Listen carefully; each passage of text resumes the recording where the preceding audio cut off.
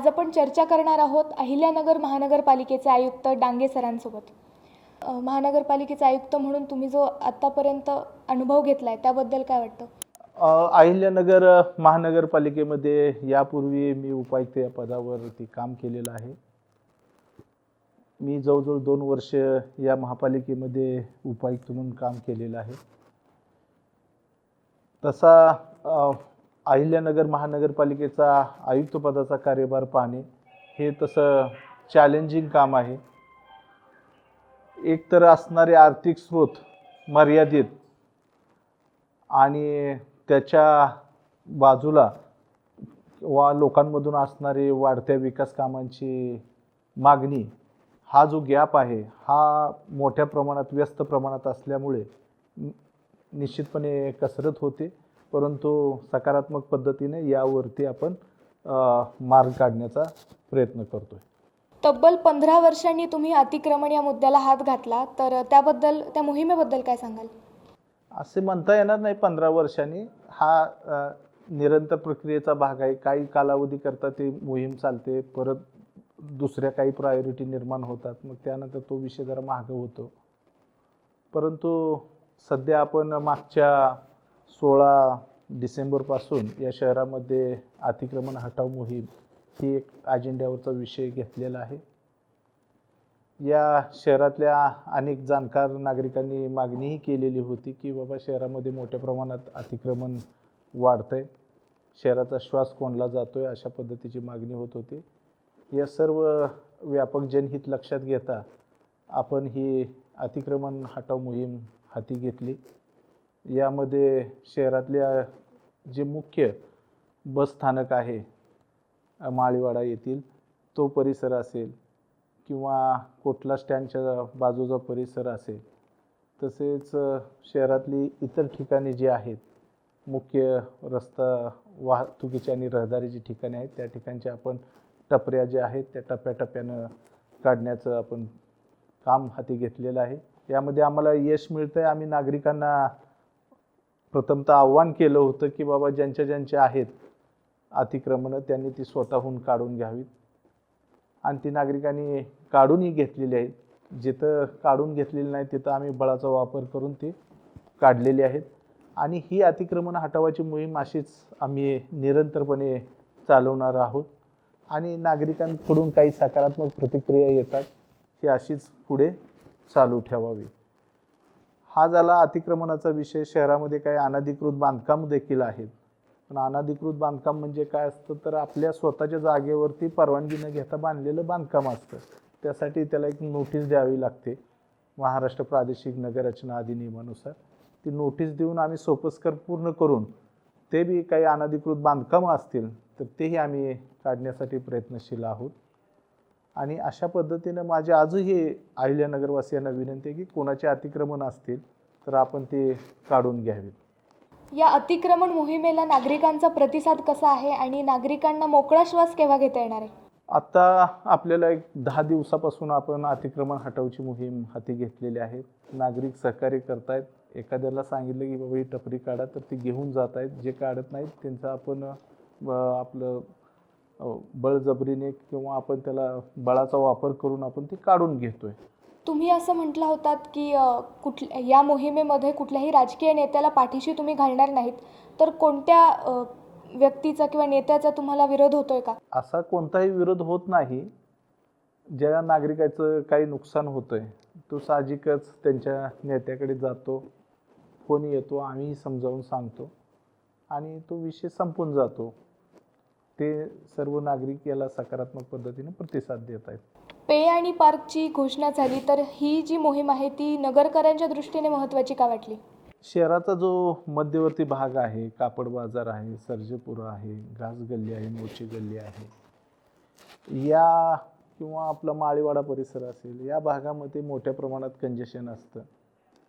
पार्किंगचे dedicated असे ठिकाणं नाहीत, त्यामुळे वारंवार वाद उद्भवतात, प्रकरण हाणामारीपर्यंत जातं आणि त्याचा सर्वसामान्य नागरिकांना त्रास होतो।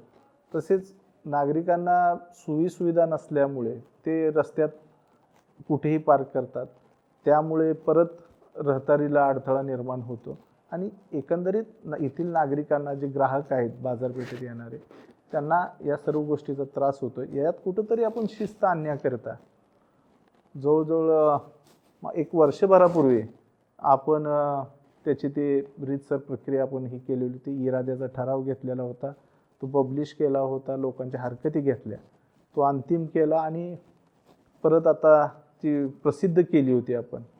आपण काय धोरण राबवतो आहे, P1 P2 कोणत्या रस्त्याला राहणार आहे, पार्किंगची ठिकाणं कोणती राहणार आहेत, हे सर्व आपण जनतेमध्ये यापूर्वीच नेलेलं आहे. फक्त आता त्याची अंमलबजावणी आपण करण्याचा प्रयत्न करतोय.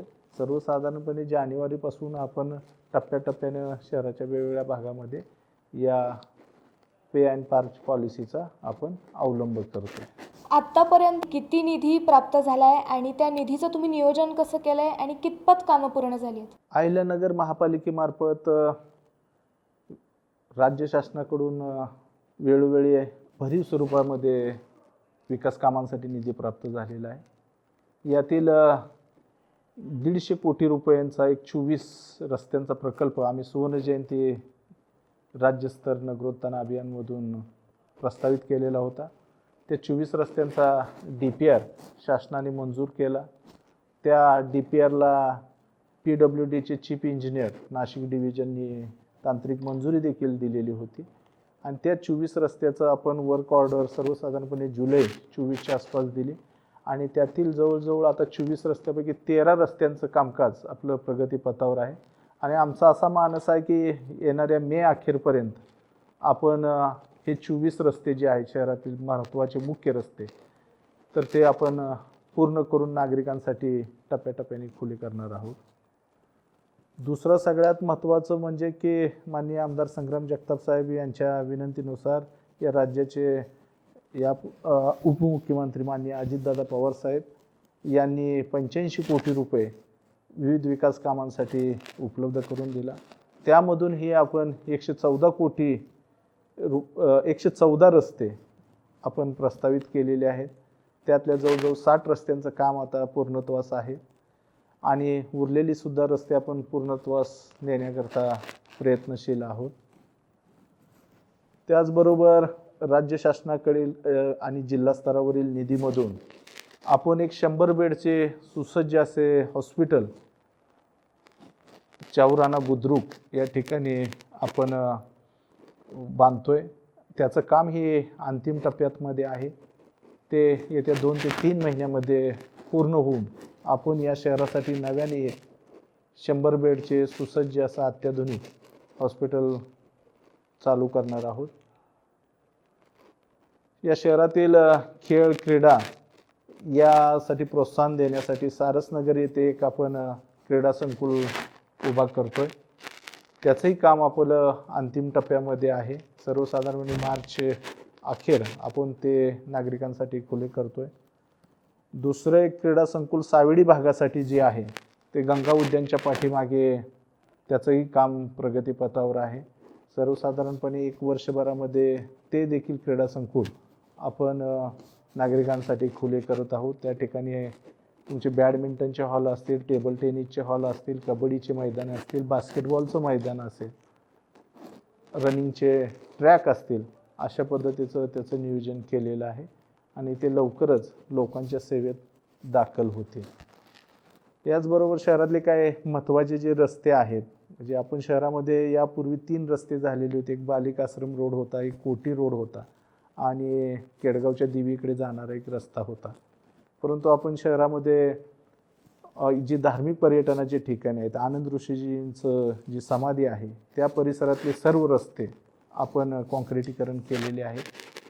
त्यानंतर आता आपण माळीवाडा गणपती जो विशाल गणपती आहे आपल्या शहराचं ग्रामदैवत आहे तर तो सेंटरला ठेवून त्याच्या आजूबाजूच्या परिसरातले सर्व रस्ते आपण कॉन्क्रिटीकरण करण्यासाठी प्रयत्नशील आहोत. हे रस्त्याचे कामं मोठ्या प्रमाणात शहरात चालू असल्यामुळे आणि थोडंफार या शहरामध्ये खाली युटिलिटी आहेत त्या रस्त्याला की बाबा कुणाची गटार लाईन आहे, पाण्याची पाईपलाईन आहे, केबल आहेत, इलेक्ट्रिक कनेक्शन आहे, टेलिफोनच्या लाईनी आहेत. त्याच्यामुळे थोडाफार विलंब लागतो. परंतु आपण एक स्पेशल टीम नेमून त्या रिइन्स्टेट करणे किंवा पूर्ववत करण्याची आपण कामं करतो आणि या सर्व कामाला आपण वेग देतो आहे. येणाऱ्या वर्षभरामध्ये शहराचं एक आपल्याला वेगळ्या पद्धतीचं चित्र पाहायला मिळेल. आपल्या शहरामध्ये एक सीना नदी आहे आणि सीना नदीच्या प्रदूषणाबद्दल बराच वेळा चर्चा होते. या सीना नदी शुद्ध करण्याच्या कामी आपण या शहरामध्ये 57 MLDचा सिवेज ट्रीटमेंट प्लॅन्ट आपण कन्स्ट्रक्ट केलेला आहे. एक्सप्रेस फीडरचं काम झालं आहे, त्याचं टेस्टिंग झालं आहे. 1-2 दिवसामध्ये तिथं लाईट येईल. लाईट आल्यानंतर आपण तो जो सीना नदी आहे तिचं पाणी त्या ठिकाणी आपण घेऊन ते आपण शुद्ध करून त्या पाण्याचा बायोलॉजिकल ऑक्सिजन डिमांड 10च्या खाली घेऊन आपण ते शुद्ध पाणी परत नदीला किंवा आपल्या शहरात इतर काही गार्डनिंग वगैरे याच्या वापरासाठी सुद्धा आपण वापरून ते परत नदीला शुद्ध करून सोडणार आहोत. राज्य आपत्ती व्यवस्थापन प्राधिकरणाच्या माध्यमातून देखील सीना नदीच्या सुशोभीकरणासाठी 20 कोटी रुपयाचा निधी मंजूर झालेला आहे. त्याची निविदा झालेली आहे. नदीच्या बाजूने आपण रिटेनिंग वॉल बांधतोय. एक आपला पुणे रोडवरचा जो सीना नदीचा पूल आहे त्या ठिकाणी एक छानसं असं उद्यान करतोय आणि ते उद्यान देखील लवकरच नागरिकांच्या सेवेमध्ये आपण खुलं करत आहोत. अशा पद्धतीने शहरामध्ये वेगवेगळ्या पद्धतीचे रस्त्याची कामं आहेत, गटारीची कामं आहेत, नदी सुशोभीकरणाची कामं आहेत. त्याचबरोबर शहरामध्ये क्रीडा संकुल सुद्धा बांधण्याचा आपण प्रयत्न करत आहोत आणि ही जी विकास कामं आहेत त्यातले काही जे डेडलॉक्स आहेत किंवा काही अडथळे आहेत ते दूर करून त्याला जास्तीत जास्त आपण गती देण्याचा प्रयत्नशील आहोत. सर, नवीन वर्षानिमित्त तुम्ही नगरकरांना काय संदेश द्याल? प्रथमतः सर्व अहिल्यानगरवासियांना या नवीन वर्षाच्या शुभेच्छा देतो. येणारं वर्ष अत्यंत भरभराटीचे, आनंदमय, सुखसमृद्धीचे जावं अशी ईश्वरचरणी प्रार्थना करतो. अहिल्यानगर महानगरपालिका आपल्या सेवेत सदैव तत्पर आहे. परंतु नागरिकांचे काही जे प्रश्न आहेत, छोटे छोटे प्रश्न असतात. कचऱ्याची गाडी आली नाही, पाणी आलं नाही किंवा कुत्र्यांचा त्रास होतोय, खड्डे पडलेले आहेत. यासाठी येणाऱ्या नवीन वर्षामध्ये एक कम्युनिकेशन आणि संवाद साधण्यासाठी, इफेक्टिव्ह संवाद साधण्यासाठी अहिल्यानगर महानगरपालिकेमार्फत आपण एक व्हॉट्सॲप चॅनल नावाचं प्लॅटफॉर्म तयार करतोय. त्या व्हॉट्सॲप चॅनलच्या माध्यमातून आपण आपलं कोणतंही गाऱ्हाणं आपण महापालिकेकडे मांडू शकता. आणि आजचं जे बघितलं तर व्हॉट्सॲप हे असं एक परिणामकारक टूल आहे आणि त्या निश्चितपणे त्या व्हॉट्सॲप चॅनलचा आपली तक्रार महापालिकेपर्यंत पोहोचवण्यासाठी निश्चितपणे मदत होईल. येत्या नवीन वर्षामध्ये आपण सध्या आपली जी घरपट्टी आहे तिचं आपण चतुर्थ वार्षिक जी आकारणी आहे 3-4 सालापासून झाली नाही, गेल्या 20 वर्षापासून ते आपण करतोय. सर्वसाधारणपणे मार्चपर्यंत आपण ही घरपट्टीचं आपण निर्धारण करतोय. त्यासाठी एका खाजगी संस्थेची सुद्धा नेमणूक केलेली आहे. खाजगी संस्थेचे प्रतिनिधी, आमची प्रतिनिधी मिळून आपल्या घराची मोजमाप घेतील.